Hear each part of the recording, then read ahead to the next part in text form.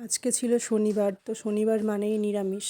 আর নিরামিষের দিন রান্না করেছিলাম আজকে উচ্ছে কুমড়ো ভাজা, তার সাথে ছিল একটু ভেন্ডি ভাজা, কালকের একটু ডাল ছিল। তো ডালটা নিরামিষই করা ছিল, তো সেটা আলাদা করে রাখা রয়েছে। আর ভাত, আর তার সাথে পনির আলুর তরকারি। তো নিরামিষের সিম্পলের মধ্যে একদম এই রান্নাগুলোই আজকে করলাম। কারণ আজকে প্রথমেই বলেছি আগের ব্লগে তোমাদের যে ঘুম থেকে উঠতে একটু দেরি হয়ে গেছিলো, তো তাড়াহুড়ো করে এই রান্নাগুলো করলাম। করে তারপর বাদবাকি যা কাজ ছিল সেগুলো তোমাদের মধ্যে কিছু কিছু যেটুকুনি পারলাম সেটুখানি শেয়ার করলাম। আর তার সাথে মেঘলা ওয়েদার হচ্ছে, কখনো কখনো রৌদ্র উঠছে। মানে ওয়েদারটা আজকে কখন যে কী হচ্ছে, এই বৃষ্টি পড়ছে একটু ফোঁটা ফোঁটা, আবার তার সাথে সাথে কিছুক্ষণের মধ্যেই রোদ উঠে যাচ্ছে।